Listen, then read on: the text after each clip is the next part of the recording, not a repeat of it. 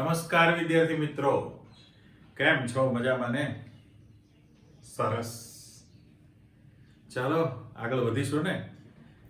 છેલ્લે તમે એવું ભણી લીધું છે સાબુ, બરાબર છે. પ્રક્ષાલકો શબ્દ વાપરેલો છે અને સાબુ વિશેની તમે ઘણી બધી માહિતી મેળવી લીધી. મોટો જ પ્રશ્ન હતો કે ભાઈ સાબુનીકરણ પ્રક્રિયા સમજાવો સમીકરણ સાથે. સાબુના વિવિધ પ્રકાર પણ તમે શીખી લીધેલા છે એની અંદર, અને કઠિન પાણીમાં જે સાબુની કાર્યક્ષમતા ઘટે છે એની પણ ચર્ચા કરી છે. પણ એનો આપણે કંઈક ઓપ્શન તો વિચારવું પડે ને, કંઈક સારા પ્રકારનું નવું લાવવું પડે.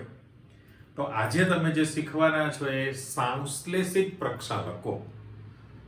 ઓકે, એને આપણે ડિટર્જન્ટ શબ્દ વાપરવાના છીએ. ડિટર્જન્ટનો જમાનો છે જ, અલગ અલગ પ્રકારની તમે ટીવી જોતા હોય તો ઢગલાબંધ બધી જાહેરાતો આવે છે. દરેક કંપનીઓ પોતપોતાની 4-6 મહિના સુધી નવી જ પ્રકારની કંઈક એડવર્ટાઇઝ તમને આપે અને વારંવાર હેમરિંગ કરે રાખે એટલે તમને એ જ દેખાય. અને તો કહેવત છે ને, જો દિખતા હે વો બિકતા હે. એટલે ડિટર્જન્ટની માહિતી આપણે લેવી છે. તો સૌથી પહેલું અહીંયા આજનું જે આપણી દુનિયા છે એ બધી સંશ્લેષિત પ્રક્ષાલકો, જે મેં હેડિંગ આપેલું છે તમે ચેક કરો, સંશ્લેષિત પ્રક્ષાલકો.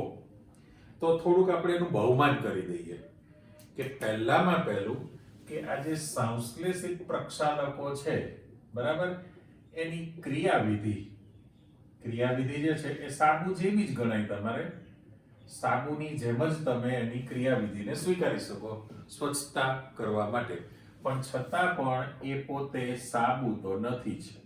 બોલો કેવું કહેવાય? છે અને નથી, બરાબર? આમ છે ને આમ નથી.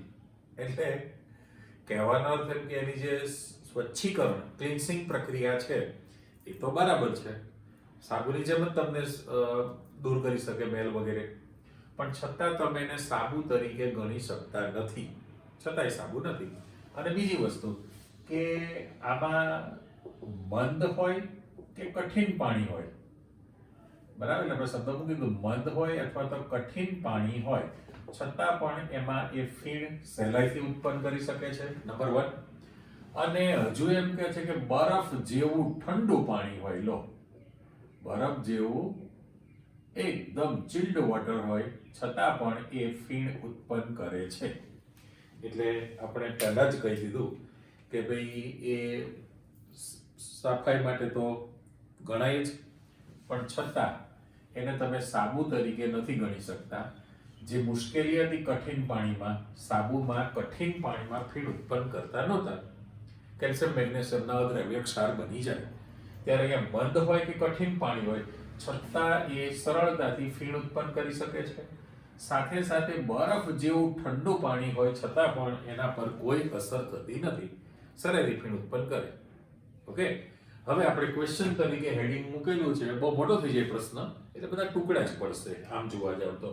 જુઓ, મેં લખ્યું છે કે ભાઈ સંશ્લેષિત પ્રક્ષાલકોનું વર્ગીકરણ સમજાવો, બરાબર. બહુ મોટો થઈ જાય પ્રશ્ન એટલે તમને ઇન્ડિવિડ્યુઅલ પૂછશે.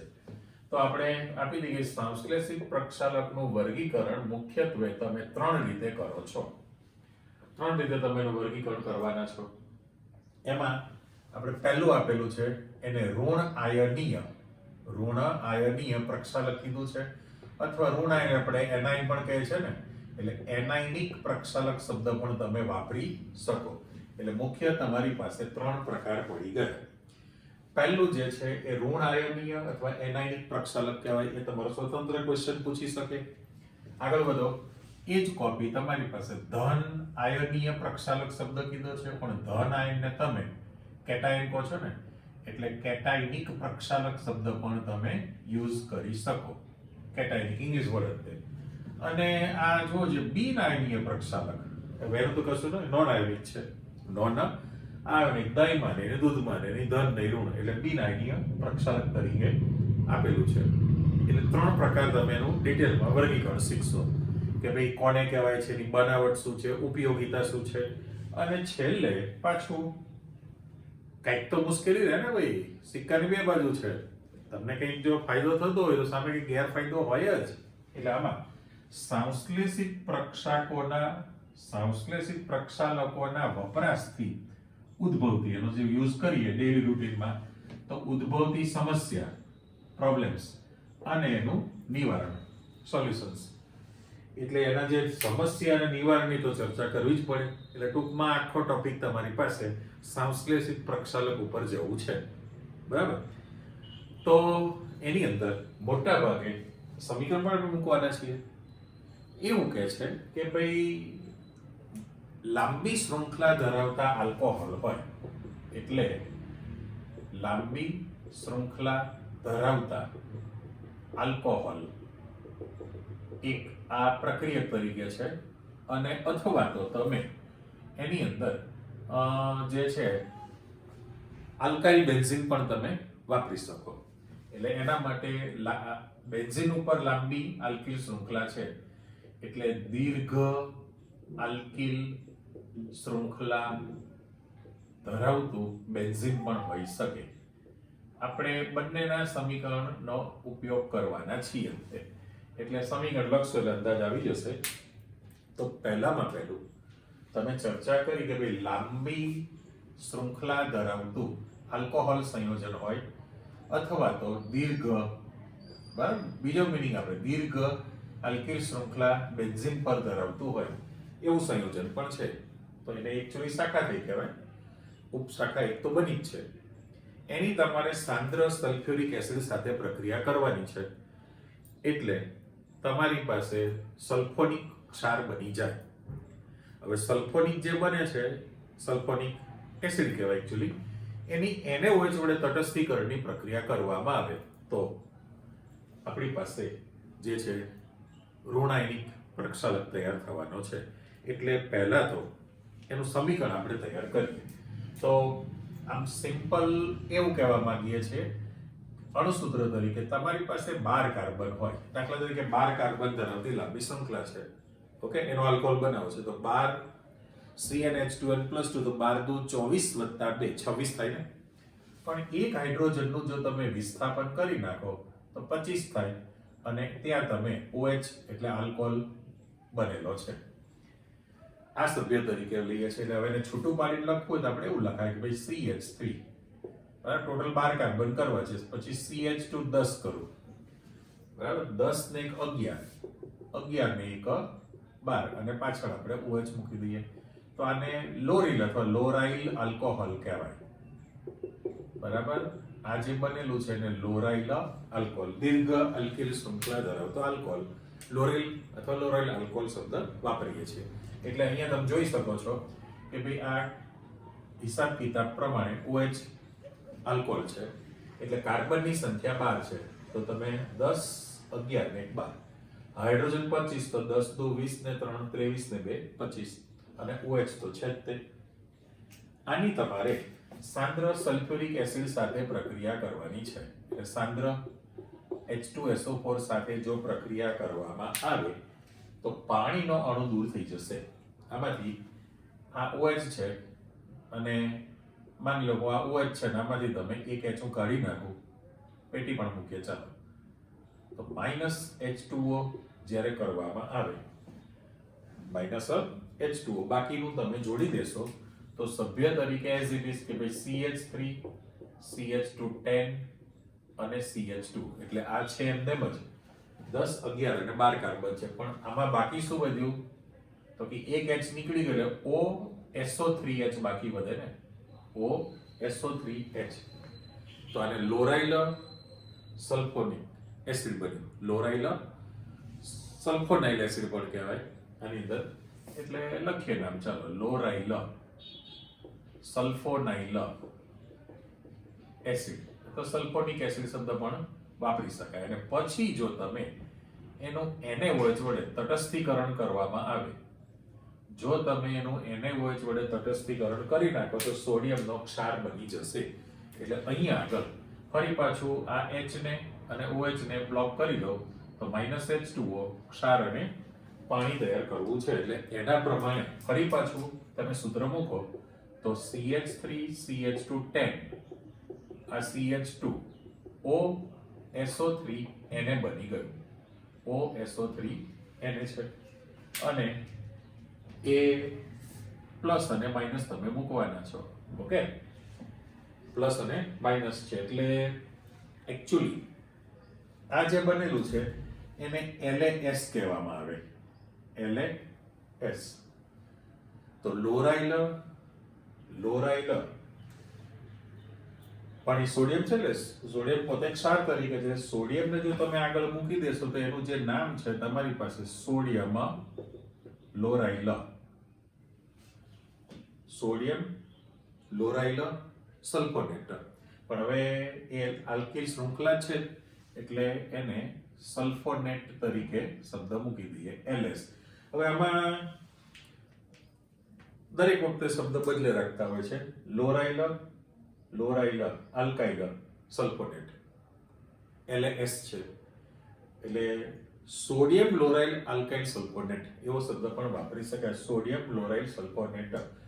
જ્યારે તમે આનું જલીય દ્રાવણ બનાવો તો પરિસ્થિતિ કેવી થવાની છે કે અહીંથી બોન્ડ તૂટે, ઓકે, તો Na પ્લસ અને ઋણ વિભાગ તમારી પાસે છૂટો પડે, ઋણ આયન.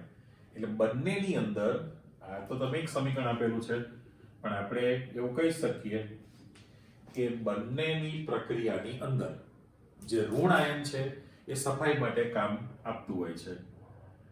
પ્રક્ષાલકનો જે ઋણ વિભાગ છે એટલે હું શબ્દ મૂકી દઉં છું કે ઋણ આયન સફાઈ માટે જવાબદાર છે એવું મૂકી દઉં. એટલે એ પોતે પ્રક્રિયામાં ભાગ લેતું હોય, સફાઈ માટે જવાબદાર છે. હવે એ જ રીતે દાખલા તરીકે બીજું જે સભ્ય કરવું છે એમાં હું એમ કહું કે બેન્ઝીન રિંગ છે, પછી CH2 એવા 11 હોય અને પાછળ CH3 મૂકી દો. તો આમ જનરલ અને લાલ પેનથી બ્લોક કરું છું. જુઓ, પ્રોસેસ તો આના જેમ જ તમે કરવાના છો. ધારો કે રિંગ ઉપર CH3 લાગે તો methyl benzene alkyl benzene, CH2 લાગે રિંગ પર તો ઇથાઇલ બેન્ઝીન આલ્કાઇલ બેન્ઝીન. એટલે મિથાઇલ, ઇથાઇલ, પ્રોપાઇલ, બ્યુટાઇલ એવા થોડાક નામ સુધી તમે બોલી શકો પણ આમાં તો 1 ડઝન કાર્બન છે એટલે એને જે છે જનરલ નામ આપવું પડે આલ્કાઇલ બેન્ઝીન. પેલું methyl benzene, ethyl benzene, propyl benzene થોડાક કાર્બન સુધી બોલી શકીએ પણ હવે આમાં તો 12 કાર્બન છે એટલે 12 કાર્બન માટે પણ નામ તો તમને ખબર જ છે ને, ડોડેસાઇલ બેન્ઝીન કહેવાય.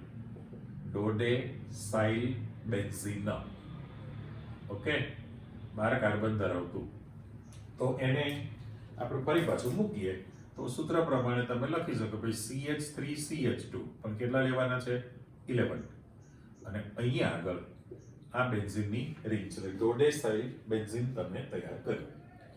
અને એની પણ જ્યારે તમે સાંદ્ર H2SO4 સાથે પ્રક્રિયા આપો, સાંદ્ર સલ્ફ્યુરિક એસિડ સાથે, તો એની જ પ્રોસેસ કરવાની છે પણ અહીંયા કારણ કે ઓર્થોપેરા નિર્દેશક સમૂહ કહેવાય ને આલ્કાઇલ, R ઓર્થોપેરા, તો પેરા સ્થાનમાંથી તમારી પાસે H નીકળશે અને બાકી જે વધવાનું છે એ O.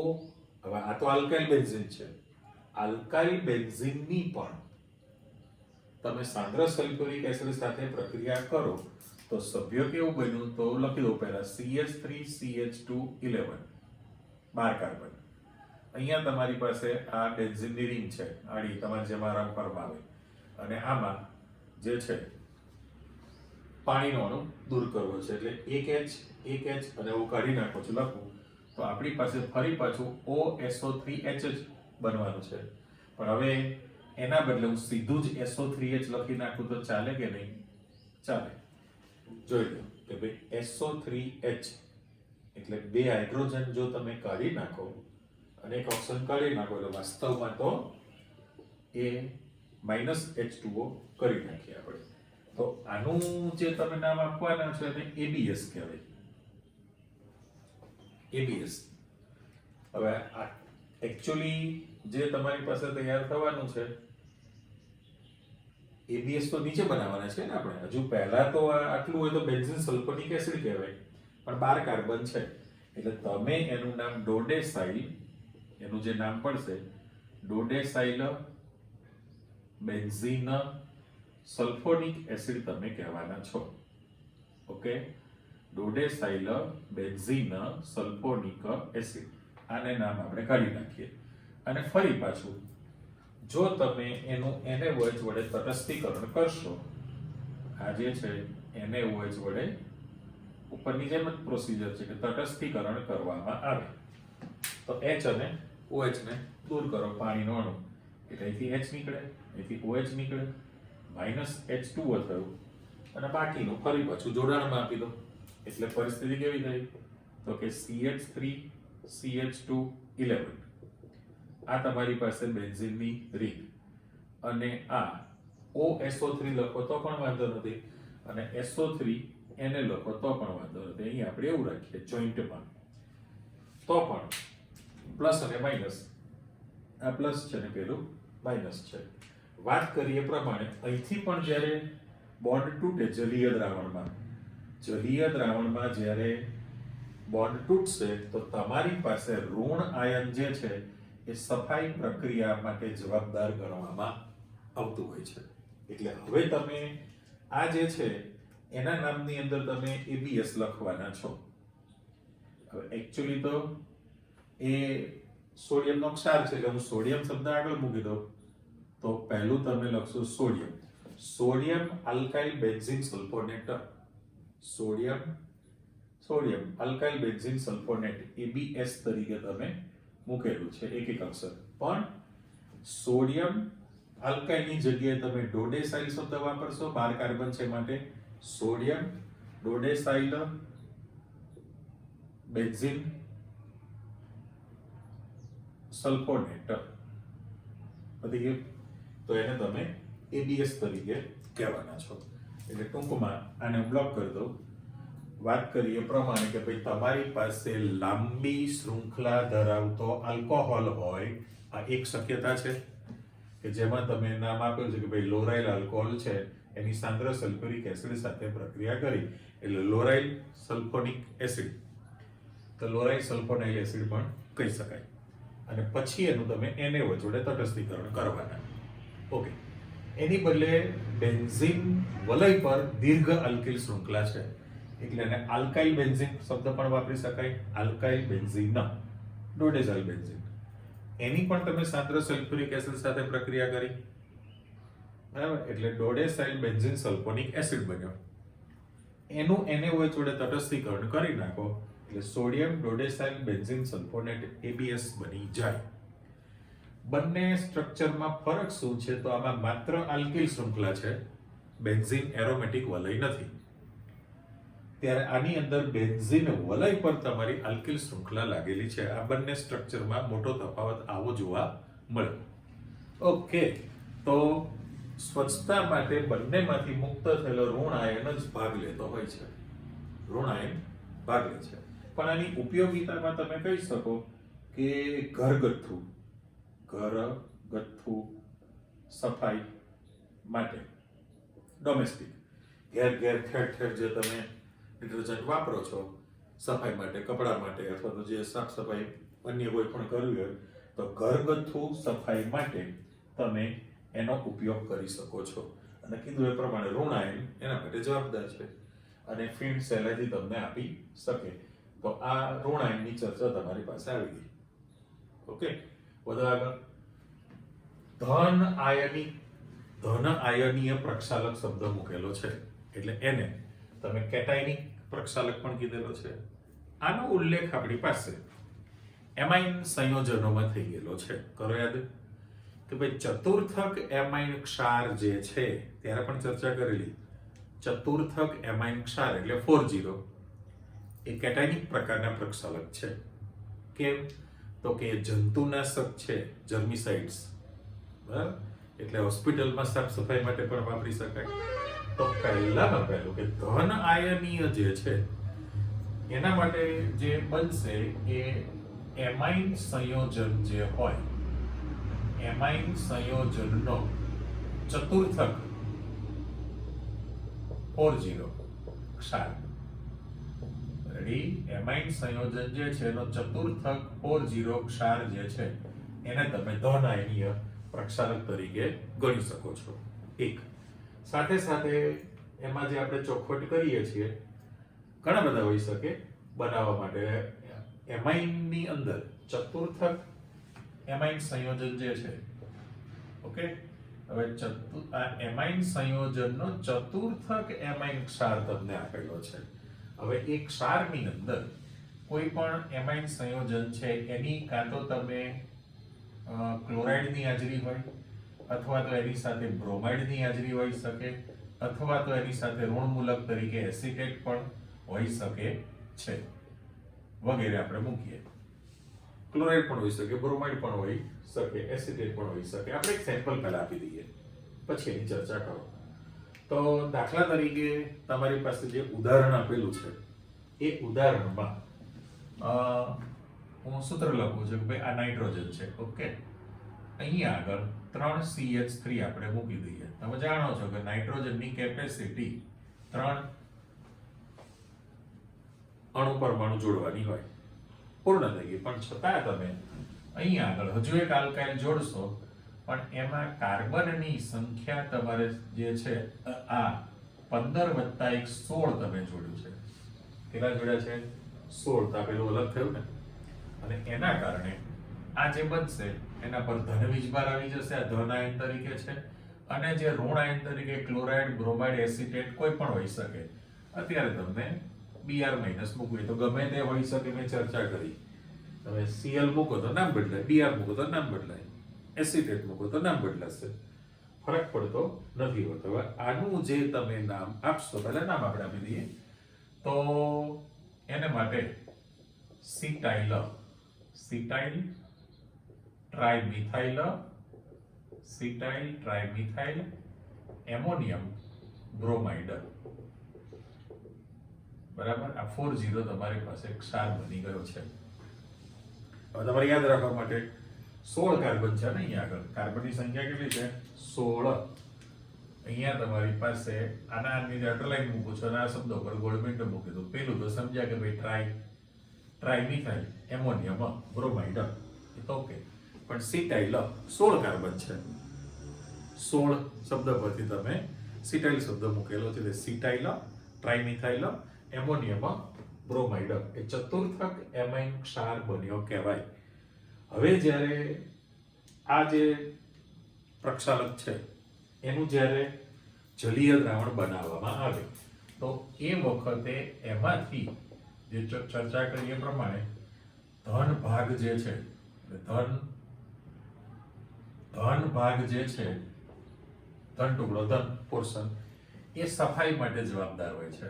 સફાઈ માટે એની અગત્યતા છે અથવા ભાગ લે છે. જે ઋણ આયન એનાયનિકની અંદર જે ઋણ આયન ભાગ લેતો હોય સફાઈ માટે, એવી રીતે કેટાયનિક જ્યારે બને ત્યારે એનો જે ધન વિભાગ જે છે આયનીકરણ પામે ત્યારે ખ્યાલ આવી ગયો કે Br- ને આ ટુકડો છૂટો પડે તો એનો જે ધન પોર્શન છે એ સફાઈ માટે જવાબદાર હોય છે. આની અંદર એટલા માટે એને આપણે કેટાયનિક અથવા ધન આયનીય પ્રક્ષાલક શબ્દ પણ વાપરી શકાય. સાથે સાથે આની બીજી જે લાક્ષણિકતા છે, બીજી જે અન્ય લાક્ષણિકતા તમે જે દર્શાવવાના છો એ એક તો જંતુનાશક છે, જર્મિસાઇડ્સ. જંતુનાશક હોવાને કારણે ખાસ એનો ઉપયોગ હોસ્પિટલમાં સફાઈ માટે એનો ઉપયોગ થશે.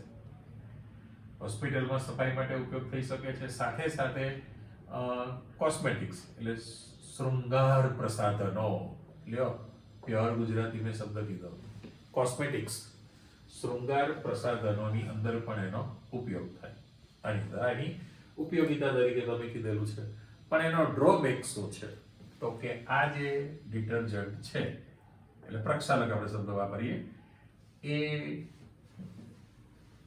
જે છે, અને હજી તમે ઉપયોગ કરી શકો એ વાળના કન્ડિશનરની અંદર, કન્ડિશનર આ તમે વિશિષ્ટ એનો ઉપયોગ આપી દીધો છે. બરાબર, પણ ડ્રોબેકમાં કીધું છે કે મોંઘો છે, કોસ્ટલી બને અને એટલા માટે એનો વપરાશ યોગ્ય જગ્યાએ જ ઓછો થતો હોય છે. જે જરૂર હોય ત્યાં જ વાપરી શકાય. જે ડેઈલી રૂટીનમાં આપણે જે કીધું કે ભાઈ આ જે એનાયનિક હતો એ ઘરગથ્થુ સફાઈ માટે કોઈ પણ જગ્યાએ સફાઈ કરવી હોય, કપડાની વગેરે ફર્નિચર, તો એની અંદર તમે એનું દ્રાવણ વાપરી શકો છો. આની અંદર ત્યારે પેલું જે ચર્ચા કરી એ પ્રમાણે એની બહુમાનમાં જતા રહો તો પહેલું કે એ ધન ભાગ સફાઈ માટે જવાબદાર છે, જંતુનાશક હોવાથી હોસ્પિટલમાં સફાઈ માટે વપરાય, શૃંગાર પ્રસાધનમાં વાપરી શકાય અને વાળના કન્ડિશનરની અંદર પણ વાપરી શકાશે. પણ એ મોંઘો હોવાને કારણે એનો વપરાશ યોગ્ય જગ્યાએ થાય ઓછો થતો હોય છે. રેડી? એટલે અલગ પૂછે તો તમે લખી શકો. પણ એમાઇન સંયોજનનો ચતુર્થક ક્ષાર કહેવાય. ત્યારે બિનાયનીય શબ્દ તમને કહેલો છે, તો બિનાયનીય પ્રક્ષાલક જે છે એ તમે ચર્ચા કરો કે ભાઈ જ્યારે તમે એનો ઉપયોગ કરતા હો ત્યારે એમાંથી ન તો ધન કે ન તો ઋણ, ધન કે ઋણ બેમાંથી એક પણ આયન તમારી પાસે મુક્ત ન થાય એટલે તો તમે એને બિન આયનીય પ્રક્ષાલક શબ્દ વાપરેલો છે. પહેલી વસ્તુ એટલે સફાઈ માટે આયન આ જવાબદાર ધરાવતો નથી હોતો. એની જે સફાઈ તમારે કરવી છે, સફાઈ માટે ન તો ધન કે ન તો ઋણ બેમાંથી એક પણ આયન જવાબદાર નથી. ઓકે, હવે એ બનાવવામાં કઈ રીતે આવે છે તેનું આપણે સમીકરણ મૂકવું છે.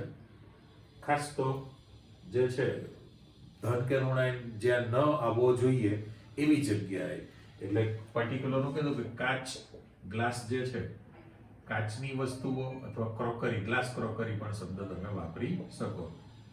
કાચની વસ્તુઓ, ચીજ વસ્તુઓ અથવા ગ્લાસ ક્રોકરીની સફાઈ માટે તમે એ વાપરી શકવાના છો.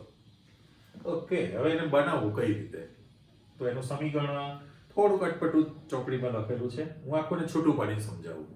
આપણે અલગ કરી નાખીએ.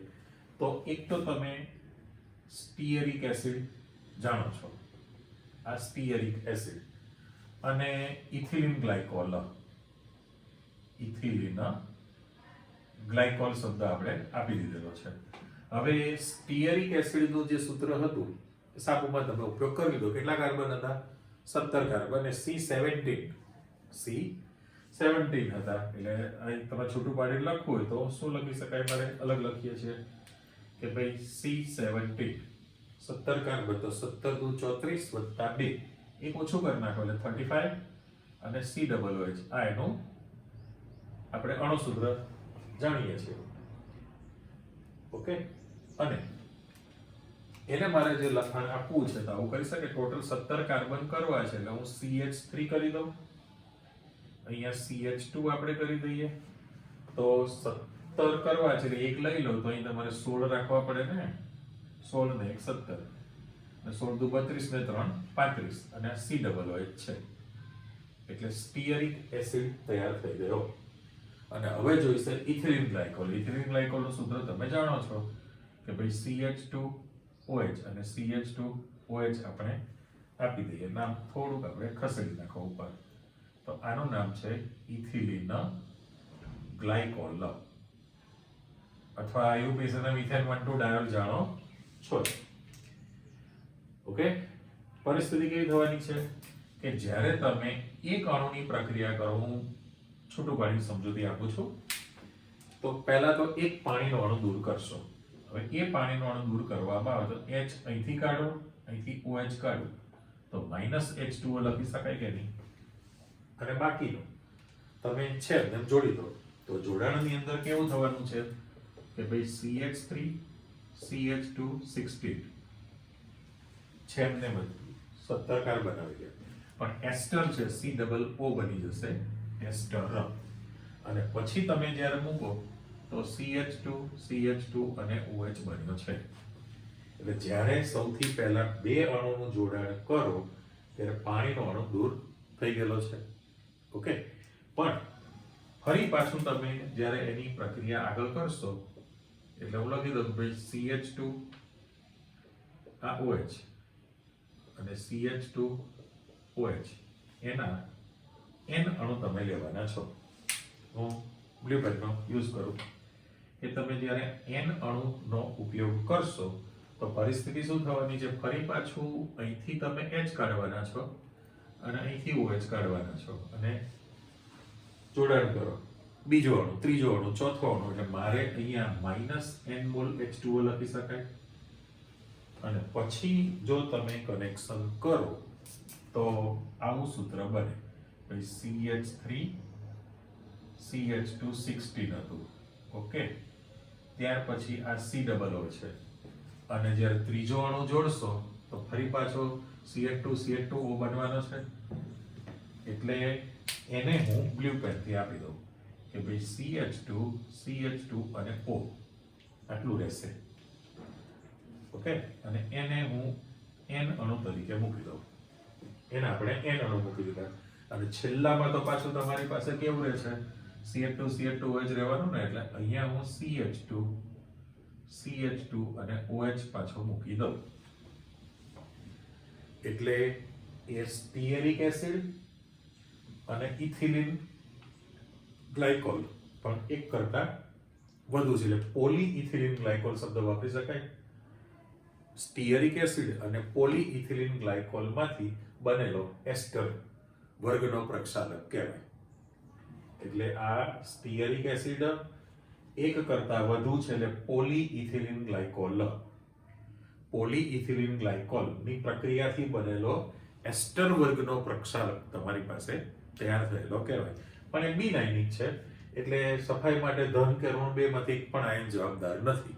એક બીજું કે જ્યાં આયનની જરૂરિયાત ન હોય એવી વસ્તુ કે ભાઈ કાચ, ગ્લાસ અને ગ્લાસ ક્રોકરી, એવી સફાઈ માટે એનો ખાસ ઉપયોગ કરવામાં આવતો વિશિષ્ટ પ્રકારનો પ્રક્ષાલક બની ગયેલો છે. રેડી? એટલે કહેવાનો અર્થ એવો કે તમને જે છે એ ત્રણેય સ્વતંત્ર ક્વેશ્ચન પણ પૂછી શકે અને સળંગ પૂછો તો બહુ જ મોટો પ્રશ્ન બની ગયો. ઓકે, વધો આગળ. મુશ્કેલી તો શીખવી પડશે ને કે સંશ્લેષિત પ્રક્ષાલકના વપરાશથી ઉદ્ભવતી સમસ્યા અને એનું નિવારણ છે. તો એવું જાણવા મળેલું છે કે જો સંશ્લેષિત પ્રક્ષાલકોમાં ઉપશાખા આવેલી હોય, ઉપશાખાની સંખ્યા વધુ હોય, નંબર 1, સાથે સાથે લાંબી શૃંખલા હોય. આ બે પરિબળ જવાબદાર છે. એક તો લાંબી શૃંખલા હોય અને ઉપશાખા જો વધુ આવેલી હોય તો એ જે છે વપરાશ થઈ ગયા પછી આપણે જાણીએ છીએ કે ભાઈ એનું વિઘટન થવું પડે. કોના દ્વારા? તો કે બેક્ટેરિયા દ્વારા એનું વિઘટન જે થવું જોઈએ એ સરળતાથી વિઘટન થઈ શકતું હતું નથી. બરાબર? હવે આપણે ક્યાં થાય વિઘટન? તો કે સુએજ ફાર્મમાં.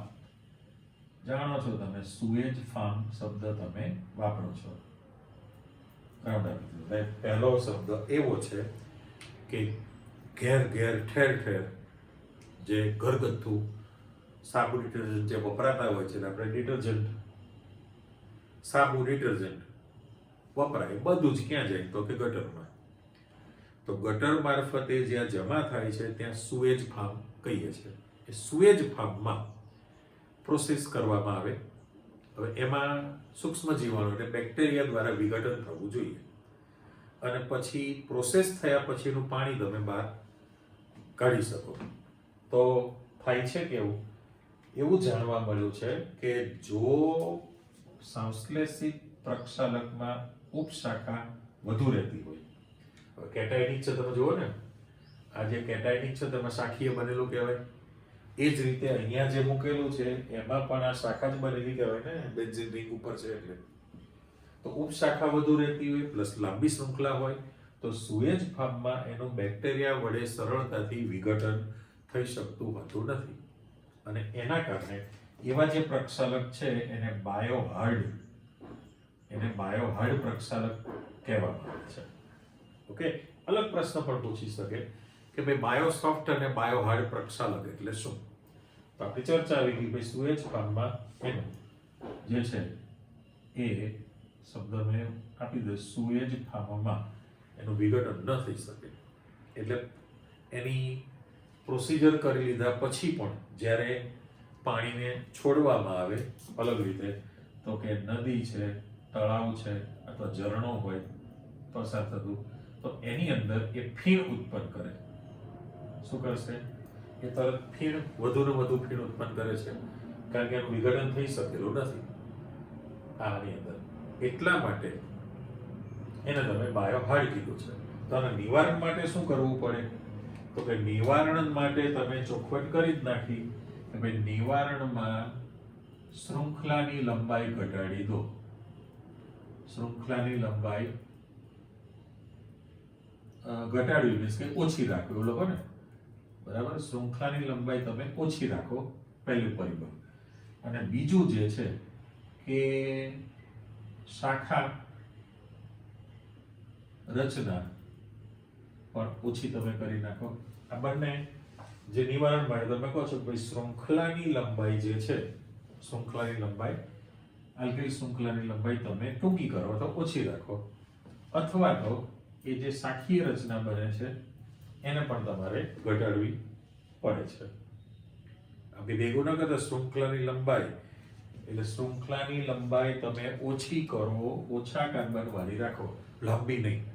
અને શાખીય રચના છે એનું પણ પ્રમાણ જો તમે ઘટાડી દેશો નંબર 1, તો જેના કારણે એ જે પ્રક્ષાલક બને છે એનું બેક્ટેરિયા દ્વારા સરળતાથી વિઘટન થઈ શકે છે. અને એના કારણે એને આપણે બાયોસોફ્ટ પ્રક્ષાલક શબ્દ વાપરેલો છે. એટલે જે મેં કહ્યું એ પ્રમાણે કે નદી, તળાવ, ઝરણાની અંદર જે ફીણ ઉત્પન્ન કરશે અને એના કારણે એ પાણીમાં પ્રદૂષણ ફેલાવે છે.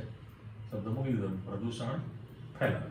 એ પ્રદૂષણ થતું અટકે એના માટે નિવારણમાં તમે આ ચર્ચા આપી કે આવી ટાઈપનું કરશો તો વિઘટન બેક્ટેરિયા દ્વારા સરળતાથી થઈ શકશે, તો એને બાયોસોફ્ટ કહી શકાય. ઓકે, એટલે આ તમારી પાસે પ્રક્ષાલકની આખી દુનિયા આવી ગઈ. ઓકે, ટેક્સ્ટમાં તમારી પાસે લખાણ સંબંધી પ્રશ્ન આપેલો છે છેલ્લો. એમાં જે તૈયાર કરેલું છે કયું, હાલ જે લખેલું છે કે ભાઈ સ્ટીયરિક એસિડ છે, તો સ્ટીયરિક એસિડનું સૂત્ર તમને આવડે છે. સ્ટીયરિક એસિડ માટે C17H35COOH છે. ઓકે, આમાં ઉપયોગમાં સાબુનીકરણમાં એક જ સમીકરણ વાપરેલું છે, પણ નામ તો 3 લખેલા હતા ને.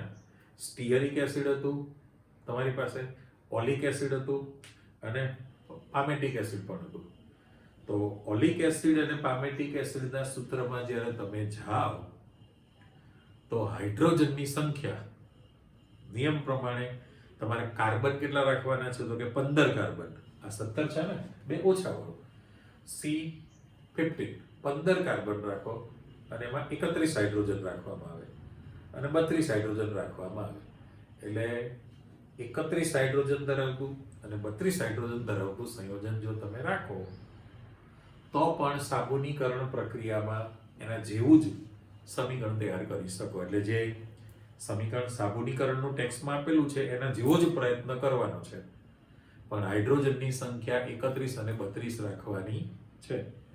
C15H31, C15H32 એના પ્રમાણે બનાવશો તો ઓલીએટ બને અને પામિટેટ બને. સ્ટીયરેટ હતું ને, સ્ટીયરેટ, એની બદલે ઓલીએટ બને અને પામિટેટ બની શકે. ઓકે, આટલું તૈયાર કરી રાખો એટલે તમારી આ પ્રક્ષાલનની જે દુનિયા હતી એ પૂરી થઈ ગઈ. ઓકે, આવજો, બાય.